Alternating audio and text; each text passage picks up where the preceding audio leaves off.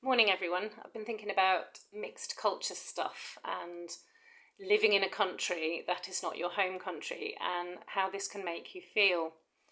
Now, I'm a child of mixed culture.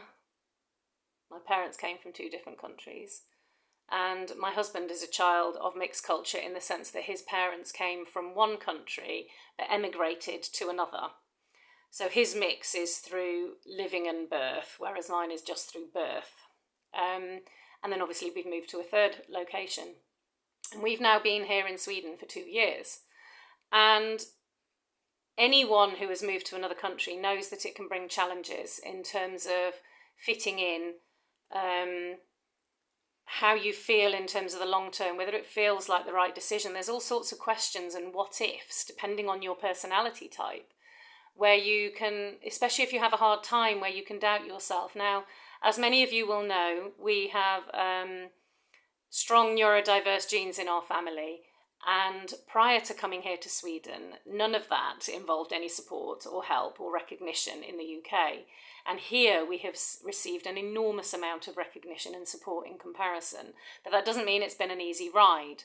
And with those extra challenges, obviously, the thoughts have crossed my mind of what have we done? Is this the right decision?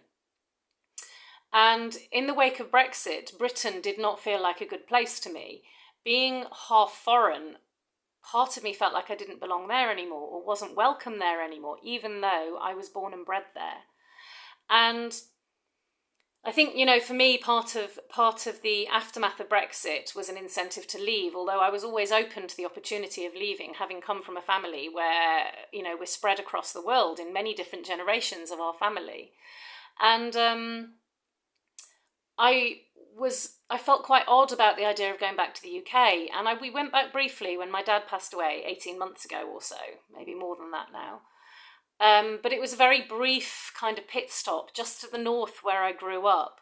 And it was chaotic and it was busy, and there were so many other feelings around bereavement and loss that I didn't really have a chance to assess my feelings around the loss of my home country, around leaving it and moving to a new place. So those feelings that I processed at the time were around bereavement and grief of the loss of my dad.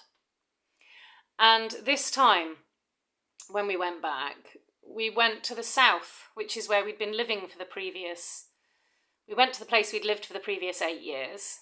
We'd been living in the area for more like 11 years. And prior to that, I was in London for about, 10 years or so. And so 2 decades of my life had been spent in the southeast of England. And it was very, very strange going back. It was very disconcerting. I felt very displaced. The word discombobulated keeps coming into my head. I'm not entirely sure what that means, but I wonder whether that's relevant. I'll look it up later. Put a post underneath here. But there was something very odd about it, and I didn't quite know where to put myself or what my shape was or how I should feel about anything. And the first couple of days there, I wasn't entirely sure I wanted to be there. And then I woke up one day and I was like, this is beautiful. We drove down many little roads, typical of Britain, little B roads, where it looks like you're in a green tree tunnel because the trees on both sides of the roads are narrow enough that they meet. And it makes this beautiful green, cosy tree tunnel that just fills me with joy whenever I go through them. And we don't get them here in Sweden. And it was damper, and even that didn't bother me. The rain didn't bother me. I liked the feel of the humidity on my skin in comparison to Sweden. It was like wearing a blanket.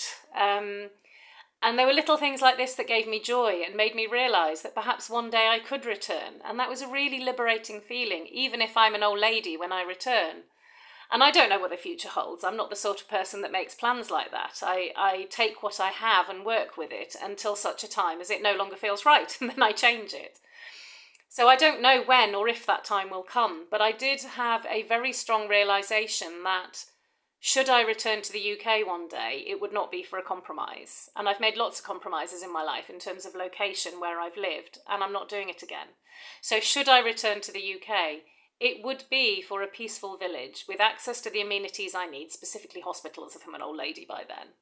And it would be near good friends, because if I'm returning, I want to be near my closest friends. I don't want to have to travel a long way to see them. And my work I can do anywhere. So, in terms of location and work, if I'm still working, that doesn't matter either.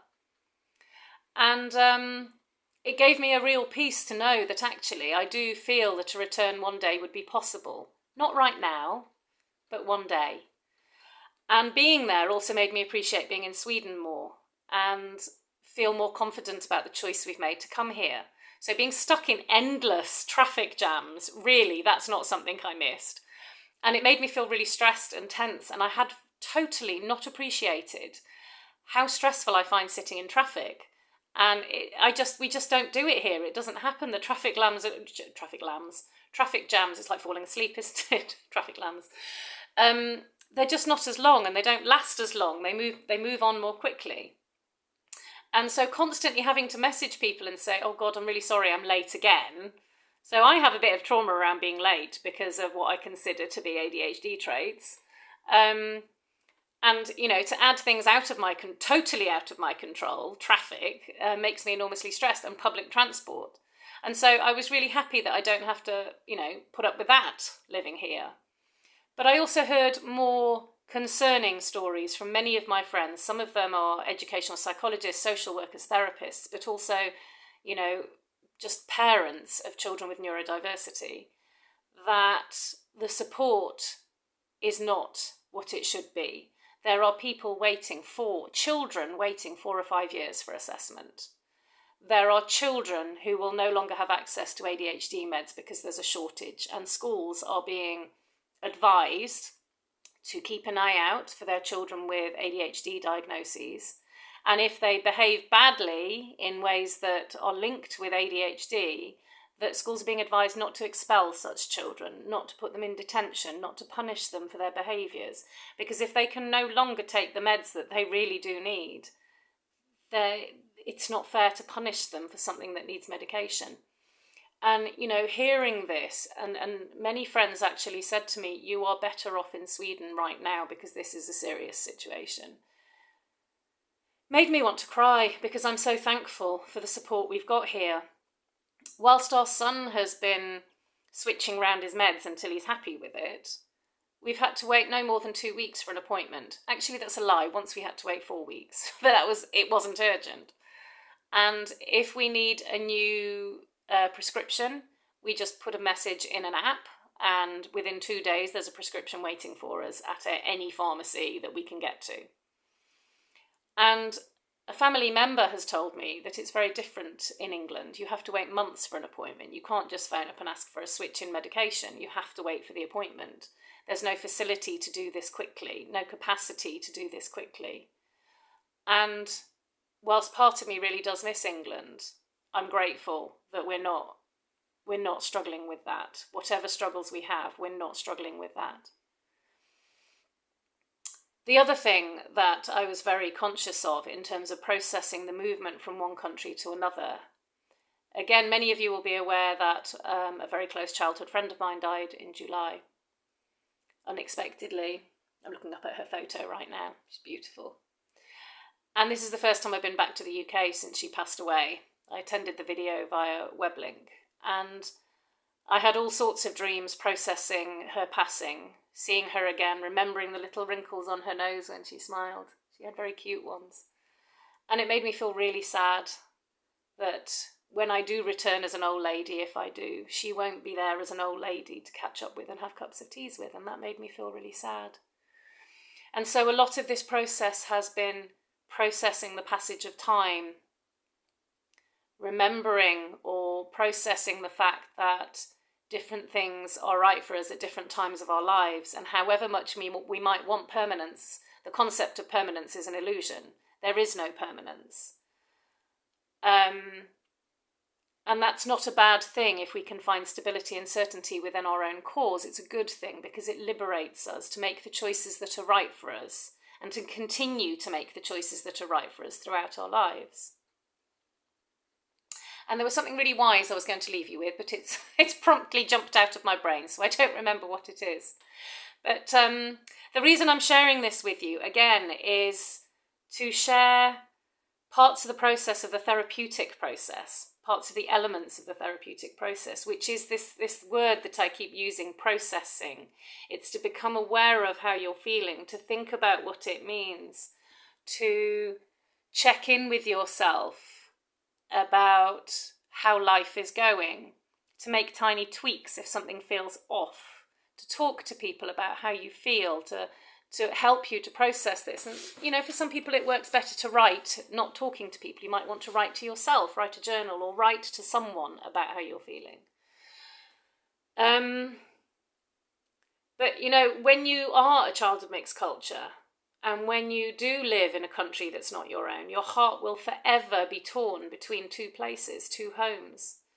And, you know, it does take more effort, more conscious brain power to process the shifts that you will experience from having your heart torn between different places.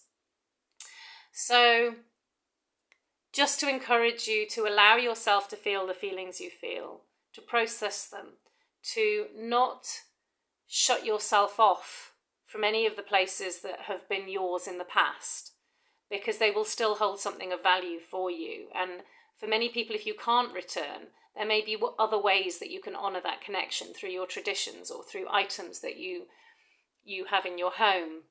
But those connections matter, and they're important, and they are part of us, whether we want them to be or not. So it's important to honour them in some way. I hope this is helpful, and if it brings up any questions for anyone, then please do let me know, and I'll see how I can do my best to answer them. Have a great day and take care. Bye.